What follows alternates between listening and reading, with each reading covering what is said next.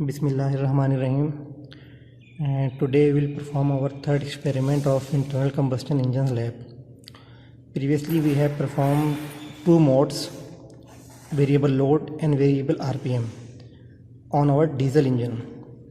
Now same modes of operation will be performed on our petrol engine. So there is no difference between the methods of operations of these two modes. As we performed our previous experiment, in the similar manner we will perform our next experiment. So here the experiment is about to determine the engine performance curves of petrol engine under variable load conditions. So same statement except engine is different here. Previously engine was diesel engine, but now here engine is petrol engine. So about apparatus, you know that it is engine test bed coupled with petrol engine, and the model name of the engine is EY28D. It is basically engine made by a company Robin Engines. So now let's have a look at the petrol engine specifications. Here model is EY28D, brand or company name is Robin Engine, bore, which is also called internal diameter of the engine cylinder, is of 75 mm. Stroke, it is actually the stroke length. The distance between top dead center and the bottom dead center is of 62 mm here. Piston displacement, set volume, displacement volume of the engine here is 273 cc or cubic centimeter, or 0.000273 meter cube. Now maximum output 5.595 kilowatt at 4000 rpm. Means to say that at 4000 rpm you will achieve maximum output of the engine, and which is equal to 5.595 kilowatt. Maximum torque will be achieved as 13.734 Newton meter at 2800 rpm. Fuel, you know that gasoline or petrol. Lubricant, which is used to lubricate the surface between the piston and cylinder to minimize the frictional effects or to reduce the heating effects, is automobile oil class SC. Spark plug name NGK BP6HS. You don't need to worry by seeing at the name of the plug.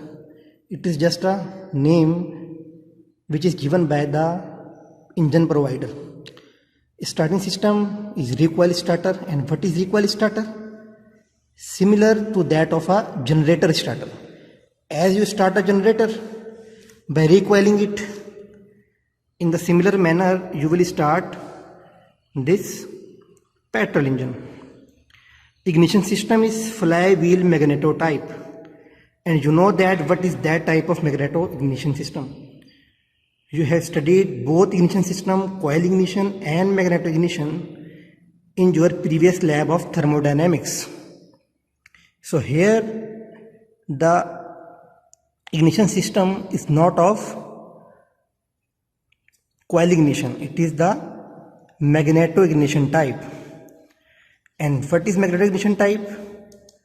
In it we have a magnet which is attached to the flywheel of the engine. Around the magnet there is a coil. When the magnet is rotated around the coil, it will produce the magnetic flux. And how we can say that when a coil is rotated around a magnet, or when a magnet is rotated around a coil, magnetic field is produced? It is given by the Faraday's law of electromagnetic induction, which you have studied in your FSC. So here the system is flywheel magneto type, in which magnet is attached to the flywheel. When the flywheel rotates around a coil, it will produce a magnetic flux. And as a result of this magnetic flux, it induced the current in the coil. And the coil has the two winding, primary winding and secondary winding. So primary winding has less number of turns and the secondary winding is of large turns. When the current is transferred from primary coil to the secondary coil, the voltage or current will be boosted because secondary coil has the large number of turns, and we know that voltage or current is directly proportional to the number of turns of the coil. And from the coil, the current will be transferred to the spark plug of our engine. Now carburetor is of horizontal draft type and float type carburetor. And what is float type carburetor? Which you have also studied in your thermodynamics lab, and I also gave you introduction of that type of carburetor in our preliminary or starting lectures. And cooling system is of forced air cooling. Now you can see that the engine is actually the air cooled, but our dynamometer is of water cooled. And what is mean by that? It means that engine is of air cooled, and forced air cooling means we have to apply the air, or we have to forcefully throw the air to the engine cylinder or the head of the engine so that the engine remains cool. And you are seeing that water supply is going to our dynamometer. So what does it indicate? That dynamometer is of water cooled. So you must remember the difference between these two, dynamometer and the engine. That is, engine is of forced air cooled and the dynamometer is of water cooled. Now that was about the engine specifications. Now let's move to the table. We are varying the load in the experiment, so the first column will be of load. As you have seen that we have performed previously in our previous session, that we have kept the load of 3% and then we increased the load to 5, then 8, then 12 and then 15%. The next column is of RPM, and of which thing these are RPM? These are RPM of the crankshaft of the engine. And now you are also observing that as we are increasing the load on the engine,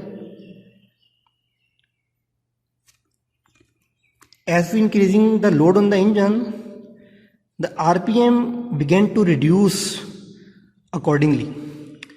Next column is of power, which is actually a brake power, and it is given in kilowatt, which you will note down from the control panel of our dynamometer. Next column is of torque. Torque will be in Newton meter here. Next is of differential pressure across orifice. And what is this difference? It is actually the difference between the two opening of our inlet pipe. As you can see that here, the first one is of big dia pipe and the second is of small orifice. And the difference of the intake pressure of air between these two diameters is actually the differential pressure across the orifice. As you know, that differential indicating the difference of pressure between 2 points. Next column is of air temperature, which is actually the temperature of the intake air. Next is of exhaust temperature, then fuel temperature in degree centigrade, then oil temperature, initial weight of fuel, then final weight of fuel, and then time. We are keeping the gap of time of 60 seconds. Means to see that we have kept a load of 3% and we kept the engine running for 60 seconds. Then after 60 seconds, we noted down the final weight of fuel and other parameters. Then we increased the load to 5% and kept the engine running for further 60 seconds. You can select the time of your own choice, but we are here selecting the time of 60 seconds for each reading of the load and the other parameters. The next column is the volume flow rate of air, which is given by the formula, and you will calculate it by the formula which we have learned in our previous sessions. Now next column is the brake power, which you will calculate by formula. Fuel consumption will be calculated by the formula final weight minus initial weight of fuel divided by time. Specific fuel consumption by divided by the brake power. Then airflow rate will be given by the formula. Air to fuel ratio will be calculated by the formula. Then volumetric efficiency, brake mean effective pressure, and brake thermal efficiency. Now till the column of time, you will have the reading from the control panel, and from volume flow rate of the air towards the from volume flow rate of air till the end brake thermal efficiency, you will calculate the values from the data which you have calculated to the till the column of the time. Now, what was our objective? Our objective was to determine the engine performance curves. So you will draw the 4 graphs at the end. As you are varying the load here, so along x-axis, which we will have the independent variable, which is load, which are varying here. So you will keep the load on x-axis and draw the graph between different parameters. The first graph will be between load and torque, second will be between brake power and load, second will be between fuel consumption and load, and third one will be between volumetric efficiency and the load. So in all these graphs, you will have to mention the graph title. You will have to mention and describe the term which you are taking along x-axis with units. For example, I am taking the load on x-axis, so I have mentioned the unit of the load, which is percentage. And similarly, I am taking the torque on y-axis, so I am mentioning the unit of torque Newton meter here. So you will have to indicate each and everything on the graph, because our objective is to study the engine curves at different loads. Now you will have understand what will we have to do in our experiment. So now let's move to the equipment.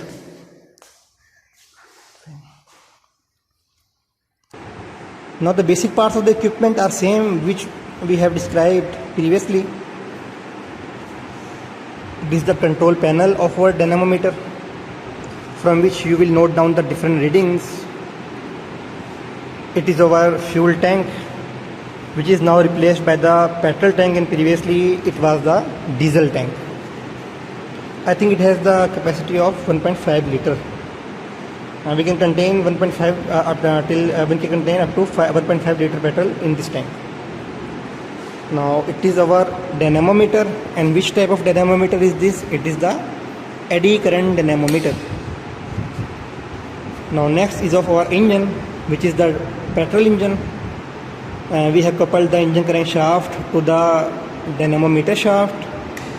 So what does it indicating that whatever the power is produced by our engine is transferring to the dynamometer.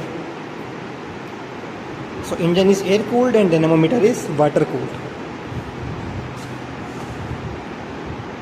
Now we will vary the load by this indicator. 3% load, then 6%, then 10%. So here what will we do? We will keep RPM at maximum position, and we will keep on varying the load, and we will keep a gap of 60 seconds between each reading. So same method as we have operated in our last lab sessions. So now we will have to start our engine. You can see that all parameters are same: air temperature, exhaust temperature, del P, differential pressure cross orifice, engine oil temperature, fuel temperature. All these terms have been indicated on our calculation tables. So you will see that we will keep RPM at maximum position, and we will keep on varying the load to from 2%, then 3%, then 5%, then 7, and then